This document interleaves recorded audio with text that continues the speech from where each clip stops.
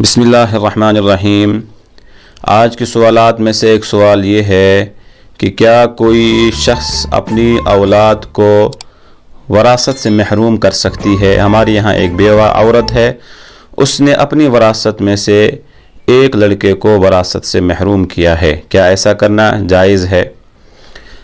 چاہے وہ ماں کی وراثت ہو، باپ کی وراثت ہو، ایک باپ یا ایک ماں جس کی اپنی وراثت ہو، اپنی پراپرٹی ہو، وہ اپنے وارثوں کو وراثت سے محروم نہیں کر سکتا ہے۔ اگر ایک ماں نے اپنی ذاتی پراپرٹی سے اپنے بچوں میں سے کسی بچے کو وراثت سے محروم کیا تو ایسا کرنا گناہ ہے۔ دوسری بات، آپ کے محروم کرنے سے بھی وہ محروم نہیں ہوتا ہے۔ لا محالہ یقیناً آپ کی وراثت جب دوسروں بچوں میں تقسیم ہوگی، اس وقت اس بچے کے اندر بھی وہ وراثت تقسیم ہوگی۔ اور جو باپ جو ماں ایسا کرے گی، رسول اللہ صلی اللہ علیہ وسلم کی ایک حدیث ہے کہ من قطع وارث وراثتہ، جس نے بھی اپنے وارث کو وراثت سے بے دخل کر دیا، وراثت میں اس کا حصہ کاٹ دیا، اللہ اس باپ کو، اللہ اس ماں کو جنت کی وراثت سے محروم کر دے گا۔ اولاد اگر نافرمان ہے، اولاد اگر بدتمیز ہے، آپ اللہ پر چھوڑیے، کیا اس کے لیے یہ سزا کم ہے کہ وہ انسان، وہ اولاد جنت سے محروم ہوگی؟ کیا اس کے لیے یہ سزا کم ہے کہ اس کی نمازیں قبول نہیں، اس کا ذکر قبول نہیں، اس کی عبادت قبول نہیں؟ وہ اللہ کو اسی وقت پا سکتا ہے جب اس نے ماں کی محبت کو پایا ہو، جب اس نے ماں کو راضی کیا ہو، باپ کو راضی کیا ہو۔ باپ راضی ہوگا تبھی اللہ راضی ہوگا، ماں راضی ہوگی تبھی اللہ بھی راضی ہوں گے۔ تو کیا اس کے لیے یہ سزا کم ہے کہ آپ اگر اس سے ناراض ہیں، اگر وہ آپ کی نافرمانی کرتی ہے اولاد، تو وہ جنت سے محروم، اس کی عبادت قبول نہیں، اس کے روزے قبول نہیں، اس کا حج قبول نہیں، اس کا جہاد قبول نہیں۔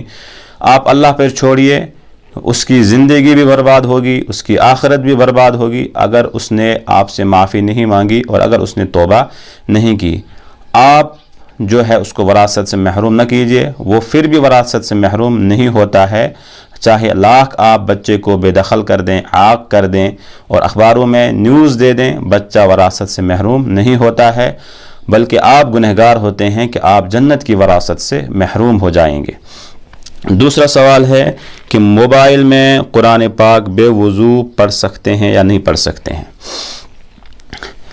اس کی دو رائے ہیں علماء کی۔ ایک رائے تو یہ ہے، پہلا مسئلہ یہ ہے کہ ہم موبائل فون کے اندر قرآن کریم رکھ سکتے ہیں۔ پھر یہ ذہن میں سوال آتا ہے کہ جب ہمارے موبائل میں فون کے اندر یا کمپیوٹر کے اندر قرآن پاک ہوتا ہے تو جب وہ بند ہوتا ہے ہم اس کو اوپن نہیں کرتے ہیں، اسکرین پر نہیں لاتے ہیں، تو جب موبائل فون کی اسکرین پر آپ نے قرآن پاک کو نہیں اوپن کیا ہے تو پھر آپ بغیر وضو بھی موبائل فون کو ہاتھ میں رکھ سکتے ہیں، جیب میں رکھ سکتے ہیں، یعنی اس کی باڈی وغیرہ کو یا موبائل کو چلانا ہو تو آپ چلا سکتے ہیں۔ شرط یہ ہے کہ جب آپ نے اس اپلیکیشن کو اوپن نہ کیا ہو۔ اس میں کسی کا اختلاف نہیں ہے۔ البتہ جب آپ موبائل فون میں قرآن پڑھنا چاہتے ہیں اور آپ نے اپلیکیشن کو اوپن کیا ہے، اب آپ قرآن پڑھنا چاہتے ہیں، کیا آپ بغیر وضو کے قرآن پاک پڑھ سکتے ہیں؟ شاید ان کا یہی سوال ہے۔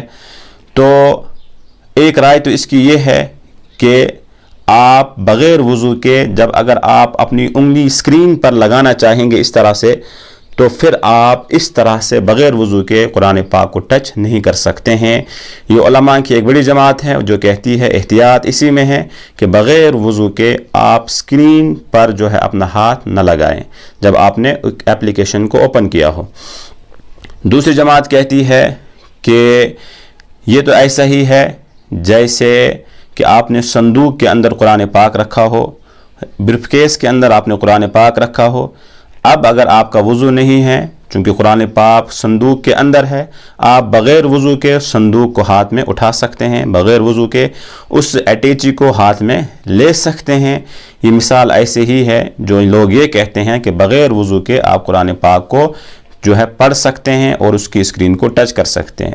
وہ یہ کہتے ہیں کہ قرآن پاک کے جو حروف ہیں موبائل کے اندر یا کمپیوٹر کے اندر، وہ لکھے ہوئے نہیں ہوتے ہیں، بلکہ وہ تو ایک سافٹ ویئر ہوتا ہے، سافٹ ویئر کے ذریعے سے ہمارے سامنے قرآن پاک کے حروف آتے ہیں اور وہ ریم کے اندر محفوظ ہوتے ہیں، لکھے ہوئے نہیں ہوتے ہیں۔ مگر اہل علم کی ایک بڑی کثرت وہ یہی کہتی ہے کہ جب آپ کو قرآن پاک موبائل کے اندر پڑھنا ہو تو پھر جب آپ اسکرین پر ٹچ کریں گے تو بغیر وضو کے آپ موبائل فون پر اس کی اسکرین کو ٹچ نہ کریں، یہ جائز نہیں ہے۔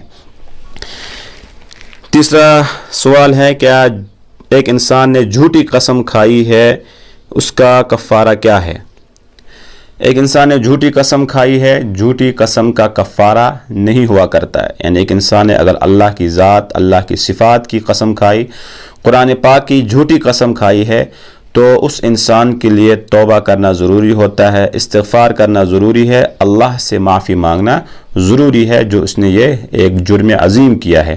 جھوٹی قسم کھانا یہ کبیرہ گناہ ہے، اس کا کفارہ یہی ہے کہ ایک انسان توبہ کرے، اللہ رب العزت سے معافی مانگے۔ ایک صاحب پوچھتے ہیں کہ مہر فاطمی کی مقدار کیا ہوتی ہے؟